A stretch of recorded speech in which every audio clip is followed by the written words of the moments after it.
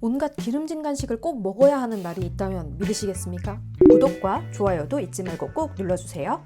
오늘은 셈라와 기름진 화요일에 대해서 알아보도록 하겠습니다. 지방을 듬뿍 먹어야 한다는 기름진 화요일, Fat Tuesday. 지금부터 보여드릴 단어들은 여러 나라에서 이 날 혹은 이 날과 관련된 날을 칭하는 말입니다.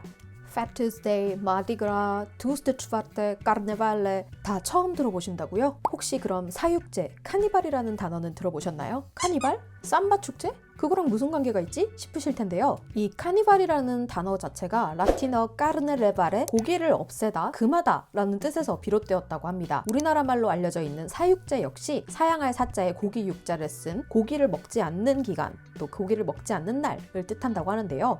예수 그리스도의 순환과 죽음을 기리는 사순절부터 그리스도의 부활을 기념하는 부활절까지의 약 40일간의 기간, 그 기간 동안에는 고기나 기름진 음식을 금하고 예수 그리스도의 순환에 동참하는 뜻으로 자기 절제와 회개하는 시간을 가졌다는데요. 사순절 시작 하루 전날이 바로 이 기름진 화요일입니다. 엄밀히 따지면 사순절 시작 하루 전날은 Shrove Tuesday라고 해서 참회의 화요일이라고 불리는데, 이게 사순절 전에 달걀이나 버터, 설탕, 기름 같은 걸 40일 동안 못 먹으니까 다 써버려야 되고, 게다가 40일 동안 맛있는 것들을 못 먹는다는 그 슬픔이 겹쳐지다 보니까 사순절 전날에 기름진 음식들을 잔뜩 먹자라고 해서 이 Shrove Tuesday가 Fat Tuesday, 기름진 화요일이 되었다는 유래가 있습니다. 이 재밌는 날인 Fat Tuesday, 나라마다 다양한 음식을 즐긴다고 하는데요. 영국, 아일랜드, 캐나다, 호주에서는 팬케이크를 많이 먹는데요. 그래서 그날은 Fat Tuesday보다 팬케이크 데이로 아는 분들도 꽤 많이 계시대요. 그리고 폴란드에서는 퐁츠키라고 하는 도넛을 먹는데요. 폴란드 이민자가 많은 미국 일부 지역에서는 이날을 퐁츠키데이라고 하기도 하더라고요. 퐁책은 속에 잼이나 크림이 든 동그란 도넛인데요. 폴란드 분들이 이날에 꽤 진심이셔서 퐁책을 엄청나게 드십니다. 뭣도 모르고 이날 친구 집 갔다가 5개 먹어야 된다고 해서 도망칠 뻔한 적도 있었습니다. 이외에도 밀가루 반죽을 얇게 튀긴 파보르키라는 것도 있는데, 이건 이탈리아에 있는 끼아끼에레라고 하는 과자와도 비슷하게 생겼고요. 또 지역에 따라 스트로폴리를 먹는 지역도 있다고 하고요. 보신 분들도 있겠지만 스트로폴리 제가 만들어 본 적이 있는데 생각보다 쉽고 맛있습니다. 또 작은 도넛같이 생긴 카스타뇰레, 이것도 많이 먹는 것 같고요. 일부 지역에서는 밀리아치오라고 하는 리코타 치즈를 듬뿍 넣은 케이크를 먹기도 한답니다. 프랑스에서는 크레페를 가장 많이 먹는다고 알려져 있고요. 또 와플이나 베녟라고 알려진 튀긴 도넛을 많이 먹습니다. 미국 일부 주에서는 킹케이크라고 하는 이 희한한 세 개의 음식을 먹는데요. 시나몬 롤처럼 안에 필링을 발라서 원형으로 굽고 색깔 설탕을 장식한 빵입니다. 안에는 약간 무섭지만 이런 플라스틱 베이비 인형이 들어있는데요. 프랑스와 스페인의 지배를 받았던 루이지아나 주에서 주로 먹는 빵이라고 합니다. 프랑스의 갈레트 데 루아나, 스페인의 로스콘 데 레이에스라고 하는 왕의 케이크와 닮아 있어요. 프랑스, 스페인에서는 주연절에 많이 먹지만 미국에서는 이 마디그라, Fat Tuesday에 먹는 음식이라고 하네요. 이제 북유럽으로 넘어가서 핀란드에서는 라스키아이스플라라고 하는 크림이 들어있는 빵, 그리고 덴마크에서는 파스틸라운스볼러라고 하는 역시 안에 크림이 들어있는 빵이고요. 그리고 대망의 스웨덴에서는 셈라라고 하는 빵을 먹습니다.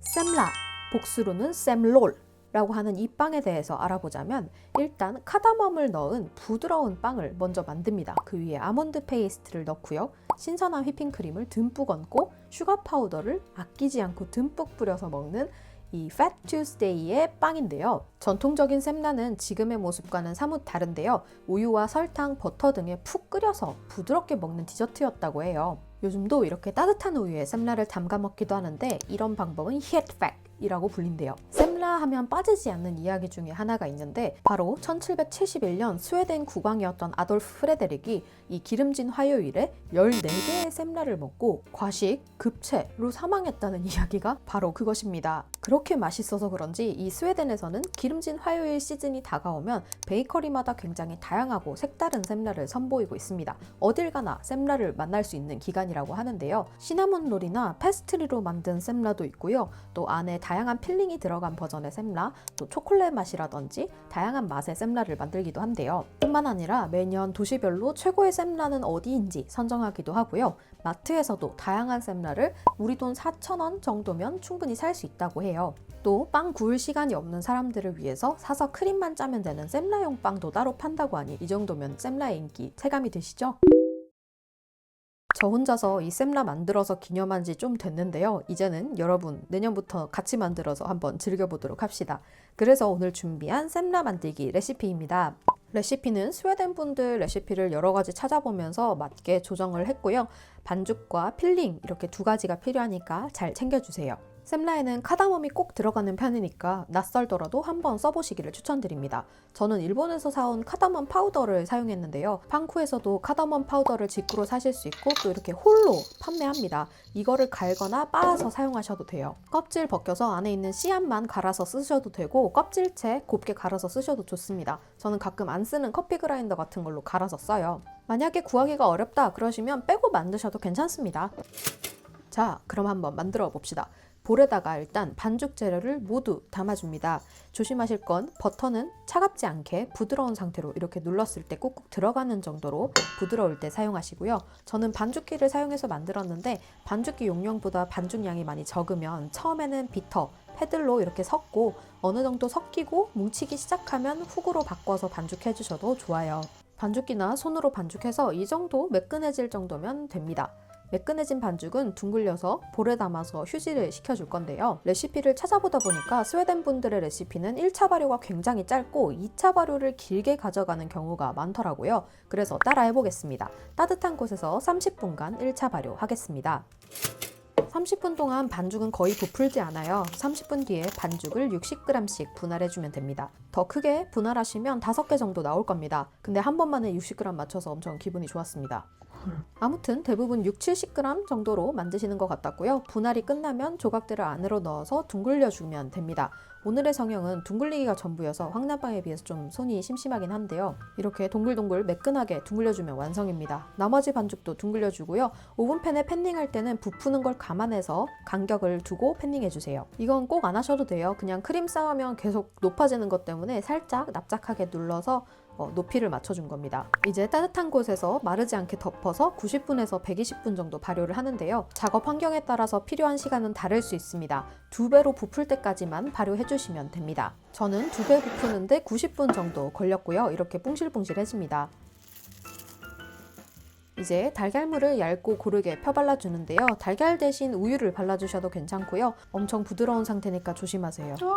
아무튼 나머지에 달걀물 잘 발라서 오븐에 넣고 구워주면 됩니다. 노릇노릇 색이 날 정도만 구워주세요. 한 15분 정도 구워주시면 이렇게 노릇노릇 되더라고요. 말랑말랑. 이 친구들이 식는 동안 우리가 할 일이 있는데 안에 들어갈 아몬드 필링을 만들어 줄 겁니다. 스웨덴 분들은 마지펜을 이용해서 많이 만드시는데 마지펜이 아몬드 분말, 슈가 파우더, 흰자 조합이라서 이렇게 만드셔도 얼마든지 가능합니다. 선택사항이지만 구운 아몬드를 갈아 넣으면 훨씬 더 맛있으니 넣으시기를 추천드리고요. 저는 차퍼를 이용해서 갈았지만 칼이나 몽둥이로 다 때리 부셔버려도 됩니다. 나머지 재료도 같이 넣고 섞어준 다음에 이제 우유를 넣어서 농도를 원하는 만큼 맞춰주시면 되거든요. 원하는 농도로 맞추시면 되는데 이렇게 흐르지 않을 정도면 됩니다. 이건 통아몬드를 구워서 다져 넣은 버전인데요. 그냥 모든 재료를 다 넣고 우유로 되기를 맞춰주면 끝입니다. 너무 단단하면 빵이랑 따로 놓으니까 부드러운 정도로 준비해주세요. 그리고 이제 제일 중요한 크림을 휘핑해서 준비해 놓을게요. 휘핑크림이나 생크림을 잘 휘핑해서 준비해 놓으면 되는데 빵과 필링이 달아서 크림에는 설탕을 안 넣어도 되지만 단맛을 원하시면 넣으셔도 되고요. 너무 단단하지 않게 부드럽게 뿌리 설 정도만 휘핑해 놓으면 됩니다. 자, 이제 셈라를 조립해주면 끝나는데요. 셈라는 두 가지 모양으로 만들 수 있어요. 뭐가 더 맞다 이걸로 스웨덴 분들도 티격태격 하시는 것 같은데 마음에 드는 걸로 하시면 됩니다. 첫 번째는 머리 뚜껑을 동그랗게 만들어주는 겁니다. 위쪽 머리를 칼로 잘라줍니다. 그 다음에 완전히 떼어지도록 다 잘라내시면 되고요. 그 다음에 아몬드 필링을 아래쪽 빵에 짜서 올려주는데 필링이 너무 단단하면 이렇게 빵이랑 따로 놀기 때문에 그럴 땐 대충 스패츌라로 잘 펴서 발라주시면 됩니다. 네, 괜찮아요. 이렇게 필링을 다 얹어줬으면 휘핑해둔 크림을 그 위에 듬뿍 짜주면 됩니다. 깍지를 끼워서 짜면 좀 더 예뻐요. 그리고 혼자 있던 이 머리 뚜껑을 위에 얹어주고 떨어지지 말라고 잘 타일러주면 됩니다. 그러면 이게 셈라 첫 번째, 햄버거같이 동그란 머리의 셈라가 됩니다. 두 번째, 삼각형 머리 뚜껑. 가위로 머리 뚜껑을 잘라줄 거예요. 삼각형 모양이 전통적인 방법이다 라고 하는데 아무튼 가위로 이렇게 삼각형 모양으로 잘라내주는 방법입니다. 가위로 또각또각 잘라서 모자를 뜯어서 옆에 놔두시면 되고 아몬드 필링을 그 안에 짜줍니다. 이건 훨씬 쉬워요. 그 다음에 휘핑한 크림까지 그 위에 듬뿍 짜주면 똑같습니다. 그 다음에 삼각형 모자를 다시 씌워주시면 이 삼각형 뚜껑의 셈라 두 번째 모양이 완성입니다. 이렇게 두 가지 버전의 셈라가 있는데요. 어느 쪽이 더 마음에 드세요? 인스타그램에서 인기 투표했더니 저는 삼각형이 좋았는데 동그란 놈이 압도적으로 인기였습니다. 까먹지 마시고 마지막에 슈가 파우더를 듬뿍 뿌려줘야 진짜 셈라가 완성됩니다. 완전 기름진 화요일 그 자체의 빵이죠. 네, 이렇게 셈라가 완성되었습니다. 크림 듬뿍 들어가 있는데 너무 귀엽게 생기지 않았나요? 셈라는 스웨덴 음식이나 빵 관련한 책에는 꼭 등장하는 그런 유명한 빵인데요. 그만큼 대중적이고 인기 있는 스웨덴의 특별한 빵, Fat Tuesday에 먹는 빵이라고 할 수 있습니다. 그 아르케 카페에서 판다고는 하는데 아직 파는 곳이 우리나라에 많이 없긴 하지만 내년에 기름진 화요일에는 이 영상 보시고 같이 만들어서 즐겨보시면 어떨까요? 제가 내년에 까먹지 마시라고 제가 2042년까지 이 Fat Tuesday 날짜를 알려드렸습니다. 일단 뭐 달력에 적어 놓으셔도 되고요. 같이 만들어 보시죠. 스웨덴 분들 보니까 위에 뚜껑을 먼저 떼서 크림 찍어 먹고 그 다음에 빵을 이렇게 드시더라고요. 커피와 진짜 잘 어울리는 맛있는 셈라입니다. 근데 이걸 14개를 어떻게 드셨는지 정말 신기합니다. 처음 보신 분들도 궁금해지지 않나요? 이 셈라? 아무튼 이 셈라에 대해 궁금한 점이나 재밌는 빵은 언제든 댓글 남겨주시고요. 그럼 오늘도 즐거운 빵 탐험 되시길 바라겠습니다.